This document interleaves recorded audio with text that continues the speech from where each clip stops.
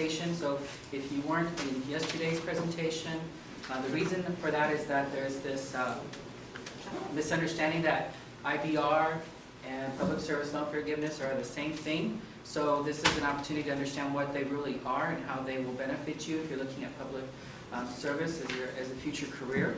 I'd also like to introduce you to Dr. Hansen. So those of you that have met with him already or have an appointment or were attended yesterday's session, you have to forgive me. Dr. Hansen has graciously agreed to present and also meet with students one-on-one.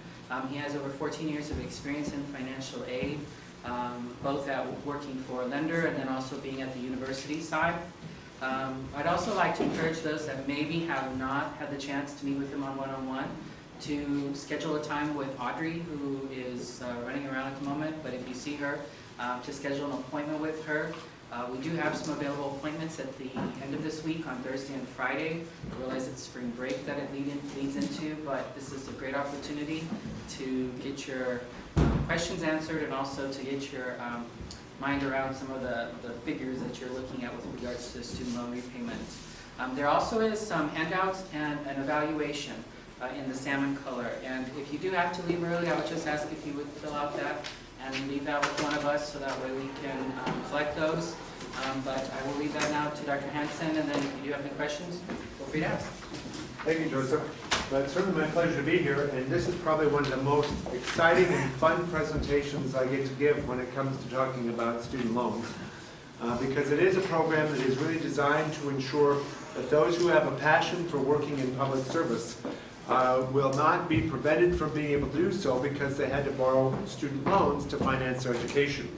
Because the federal government has created some new options to make it much more financially viable for those who want to work in public service, where traditionally the incomes have not been as great as if you were doing comparable work in the private sector, such that if you have student loan debt, that student loan debt should not necessarily be viewed as a financial barrier for being able to pursue these careers.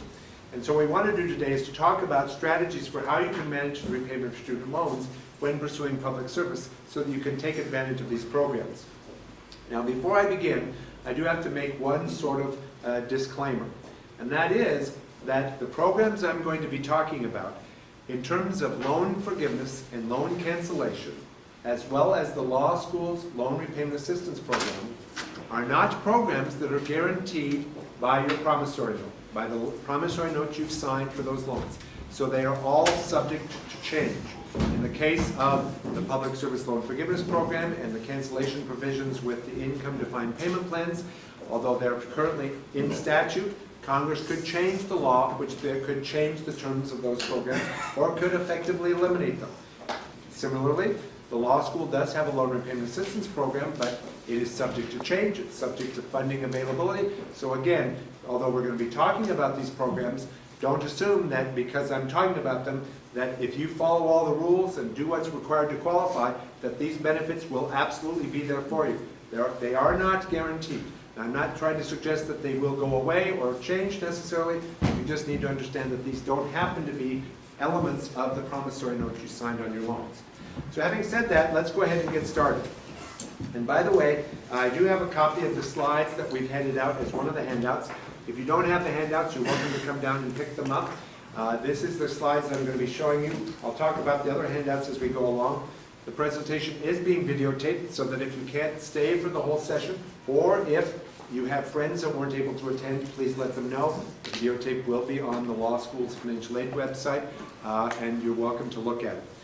Now, as we go along, if you do have questions, please don't hesitate to stop me, because that's why I'm here, to try to make sure you have the information you need so that you can understand these programs. Having said that, are you ready to get started? Okay, now I need a lot more enthusiasm than that. I'm going to tell you how it's going to be affordable for you to pursue the career of your dreams. You've gotten free food. Spring break is only a few days away. It's a beautiful day in San Francisco. For those of you who are 3Ls, you're about ready to graduate. That is all great stuff. So let's try this again. Are you ready to get started? Yes! All right, very good. All right, so the good news is that there are new loan forgiveness programs, there's new income-driven repayment plans, and there is a loan repayment assistance program here at USF. Let's first talk about the loan forgiveness programs. The granddaddy of them all is the Public Service Loan Forgiveness Program. And one of the other handouts you have is a fact sheet from the Department of Education that gives you information about this particular program. So I just wanted to draw your attention to that as being one of the handouts. It's also available on the law school's website. In addition to that, there are several other programs that were created about the same time as the Public Service Loan Forgiveness Program that are very specific to the type of work you were doing in the law. One is the John R. Justice Student Loan Repayment Program, which is a program that provides loan repayment assistance for those who are pursuing a career as a public defender. The other is the Civil Legal Assistance Attorney Student Loan Repayment Program for those who are doing civil legal aid work.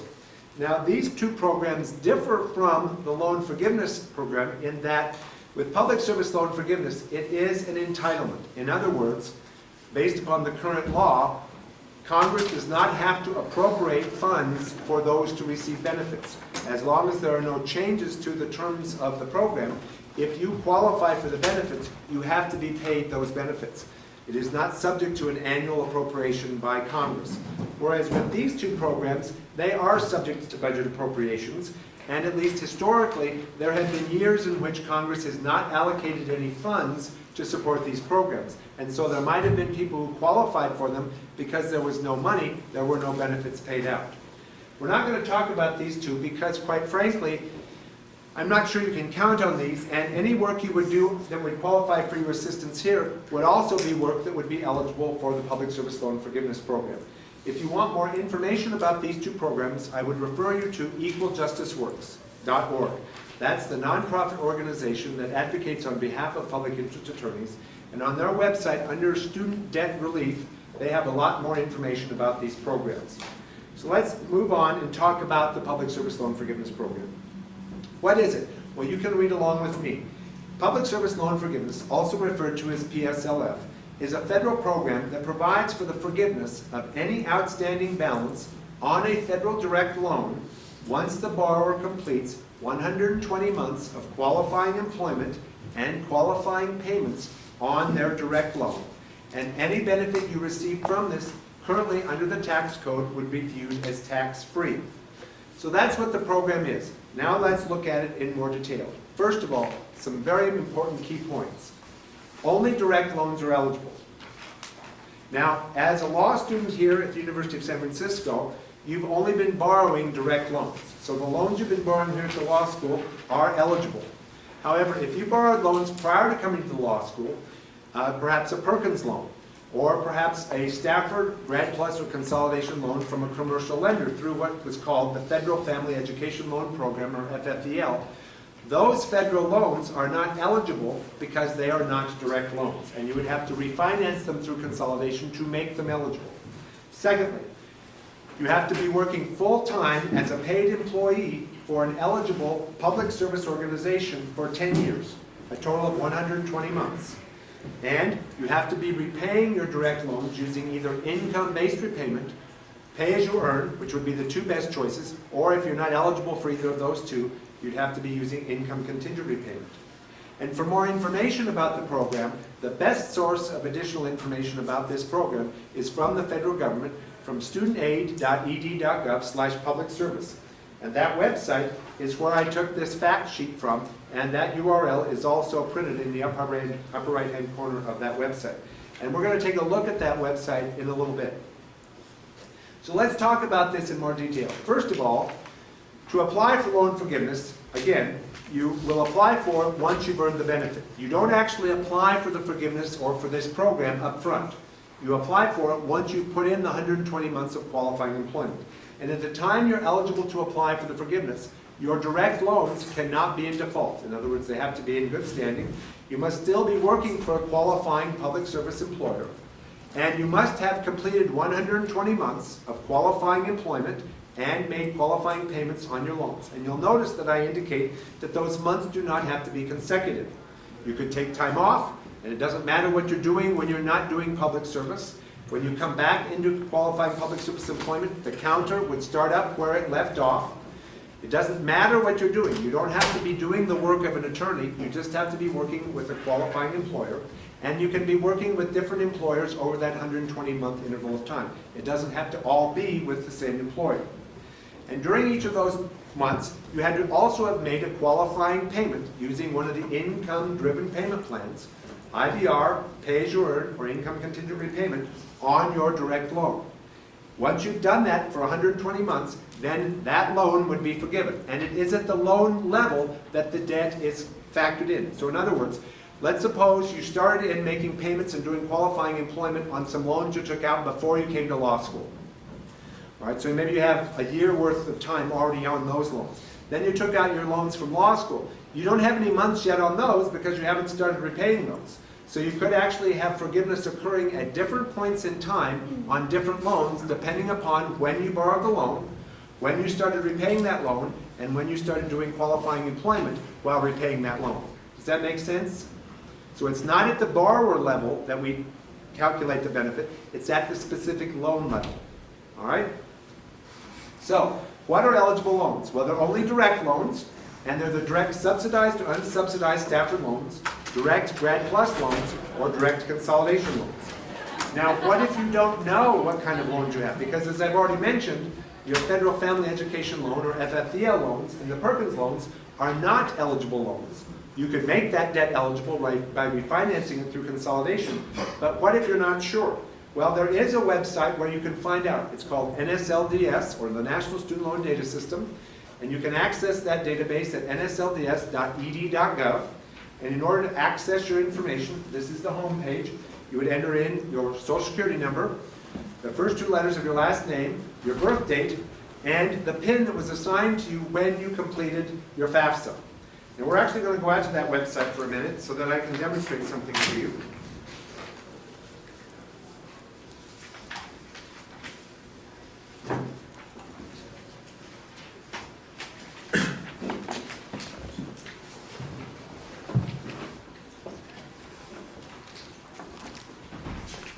Okay, this is that website, nslds.ed.gov. And there are 2 options when you get to this page. You can go to the financial aid review, or you can do exit counseling. Now, when it's time for you 3Ls to do your exit counseling, which you'll have to do this final semester you're here, you'll get instructed on where to go. I believe they're going to have you do it at NSLDS, and if they do, you'd want to click on exit counseling. But for our purposes now, we want to look at the financial aid review, because that's going to be a summary of all the federal loans you've ever borrowed. So you click on that. Now, there is not a demonstration site for this, but I happen to have had federal student loans when I was getting my PhD. So I actually have a record out on NSLDS, so we're going to go access my record. Now, I'll warn you, I didn't have to borrow very much because I was a funded PhD student and I was in school a long time ago. So the loans are already repaid, but at least I can demonstrate a couple things that I want to show you.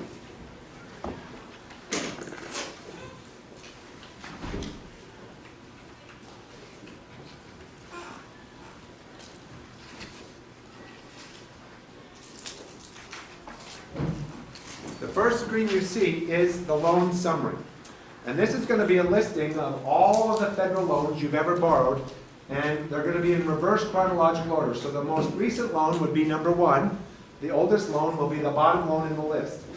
And why I wanted to show you this is that in the type of the loan, if it does not include the word direct, then it is not a direct loan. In this case, I borrowed Stafford loans when I was getting my PhD back in the early 80s through a commercial lender as part of the Federal Family Education Loan Program. So these were FFDL loans. If I wanted to take advantage of this, and if I hadn't already paid these off, I'd have to refinance these loans through consolidation to make that debt eligible, which is something I could do. So again, when you go out to NSLDS, you're going to see a listing of all of the federal loans you have ever applied for. Even if some of them were canceled, repaid, whatever the case may be, they're all going to be listed.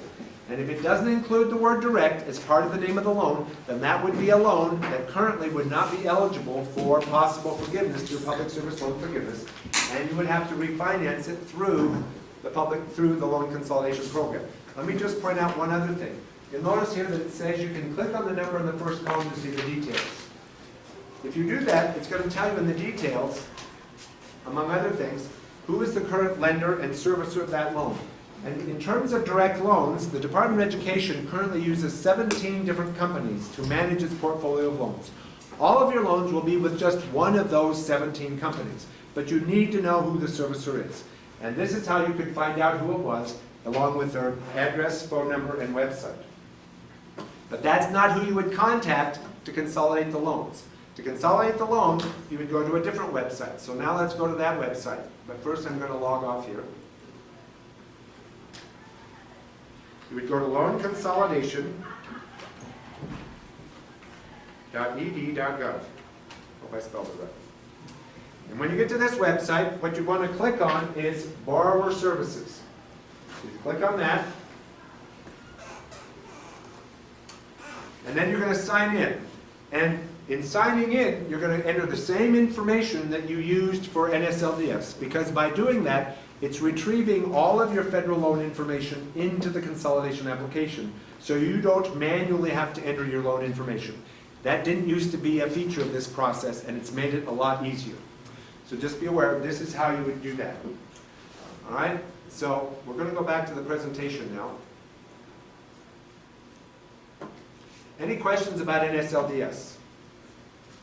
I'd encourage you all to go out there and check it out. If you are scheduled to meet with me individually, you do have to go out to NSLDS and print out that loan summary page, because otherwise I don't know what loans you have and it's hard for me to help you. And I need a printed copy because I like to write a lot of notes for you on it. All right. We talked about the difference between FFDL and direct, and I just want to remind you that FFDL loans are not eligible, and FFDL loans are loans that you borrowed from a private or commercial lender, like a bank, a savings and loan, or a credit union, or a group like I used to work for, Access Group. And these loans, although they may have been sold to the Department of Education, you may now find that your FFDL loans that you took out prior to coming to law school got sold to the department.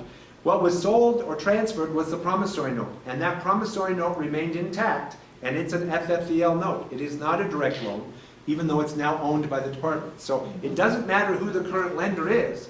What matters is who was the original lender. Now, if you've only borrowed federal loans since you've come to the law school, then you should only have direct loans, so you've got it covered. But if you have loans that you took out prior to coming to the law school, then it's very possible you do have some loans that are not going to be eligible unless you consolidate them. So what is qualifying employment? You must be full-time paid employee of either a 501c3 or other qualifying nonprofit entity, or for a government agency, federal, state, local, or tribal. Full-time is considered the greater of 30 hours per week, or what your employer defines as full-time. So if your employer defines 35 hours a week as full-time, then you have to be working a minimum of 35 hours for it to count. However, if your employer says that 28 hours a week is full-time, which would be unusual, then you actually have to be working more than that in order for the employment to count. Now, what if you're not working full-time in a position, but you have several part-time positions, both of which are considered a paid employee of that organization, and all of the organizations are qualifying public service entities? Then as long as you're working more, at least 30 hours per week, it doesn't matter what those employers consider full-time in that case, you just have to be working a total of 30 hours or more across each of those qualifying public service positions. Questions about this? Well, I can think of some. What about things like the United Nations? What if you're working for an organization that is a quasi-governmental agency, but is not technically a government agency that's in the a US-based government agency, federal, state, local, or tribal?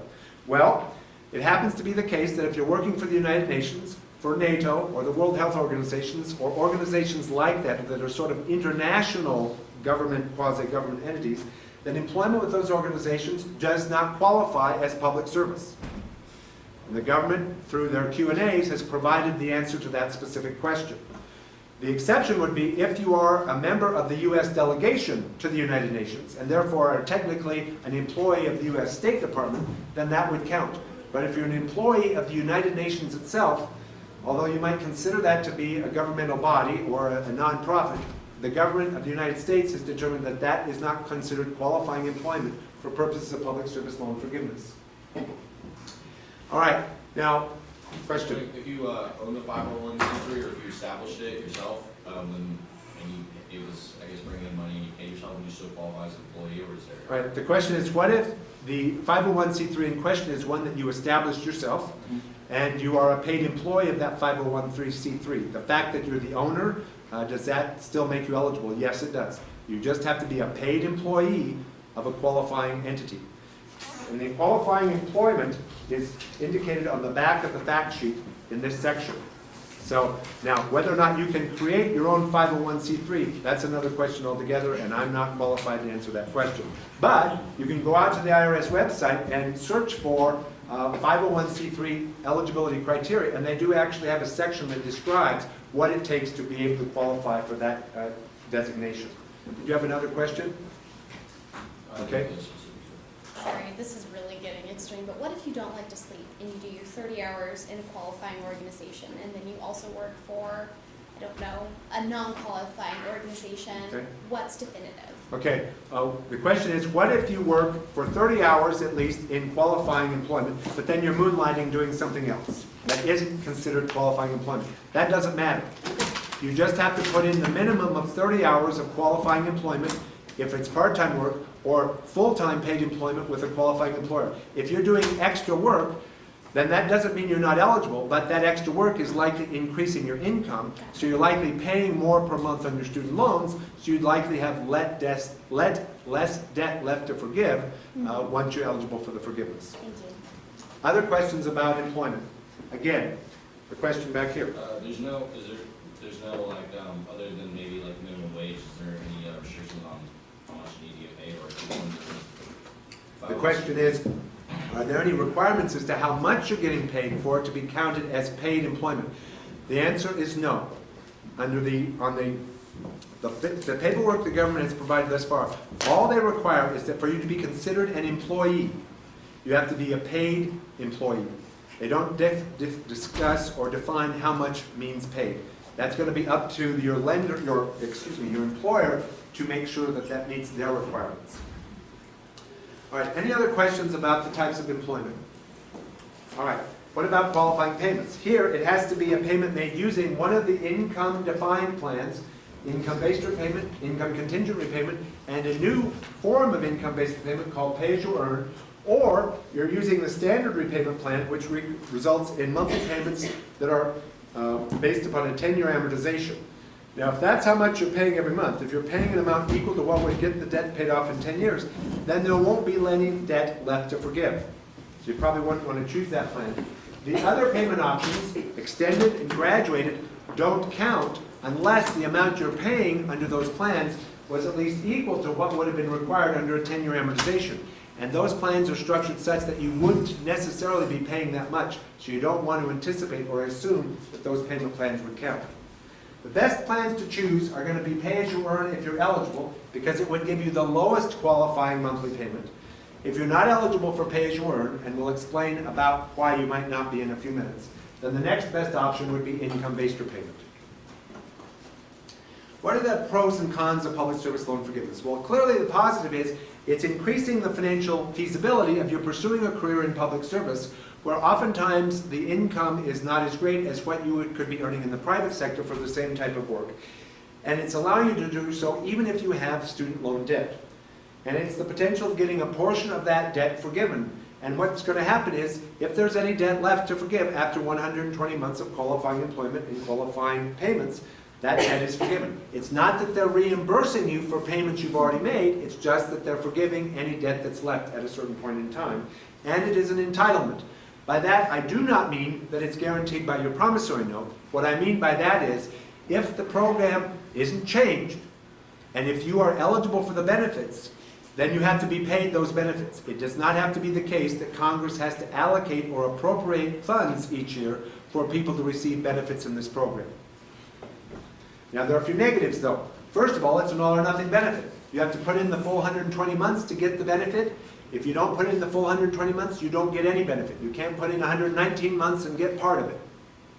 Secondly, only direct loans are eligible. So it does mean you would have to refinance loans that weren't currently direct loans, which isn't necessarily a problem, although whenever you consolidate loans, you typically end up with a new loan whose interest rate is going to be different. And because of how that interest rate is calculated, you will end up paying a little bit more interest expense on that debt.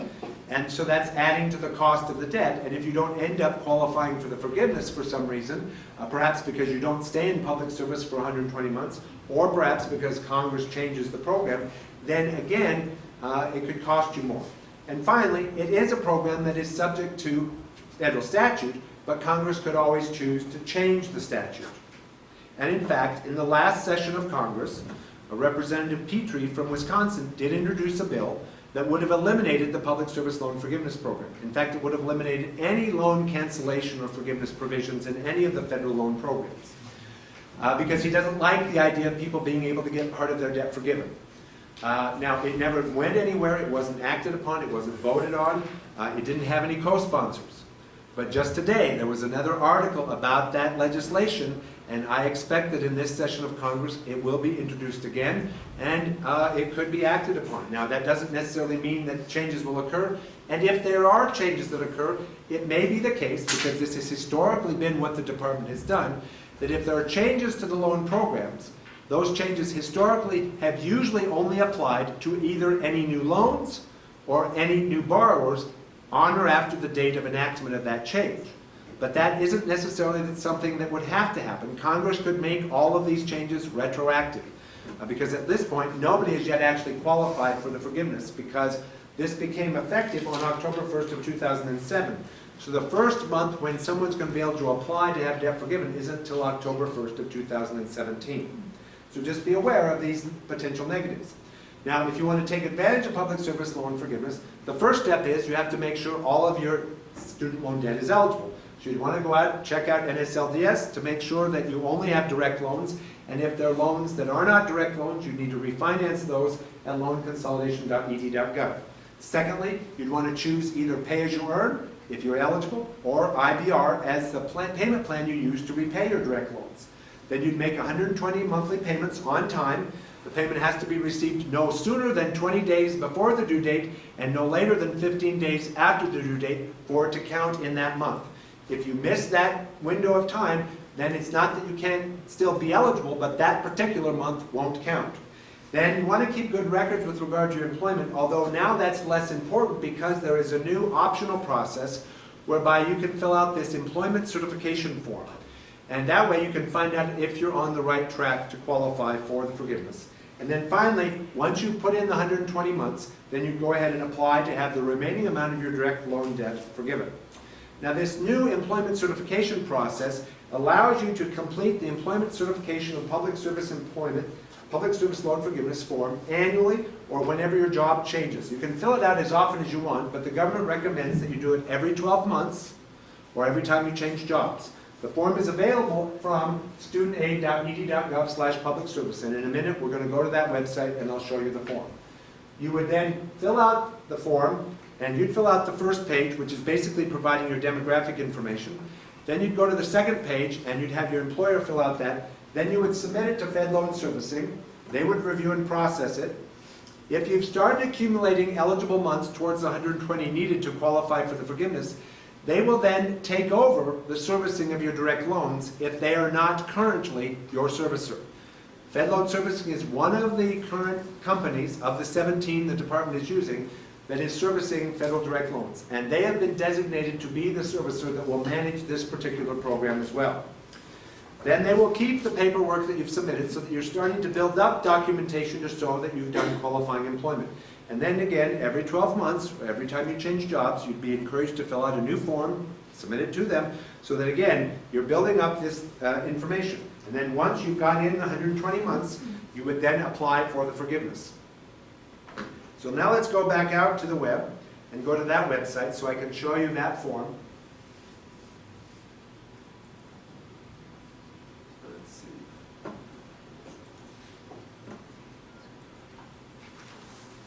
And again, it's studentaid.ed.gov/public service.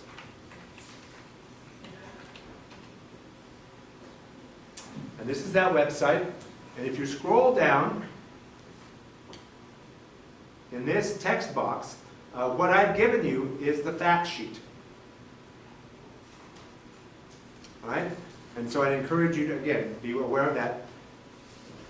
I also mentioned that they've answered a lot of questions. They have 23 pages of questions answered, and it's in these questions that one of the questions that was answered is, does employment in organizations like the United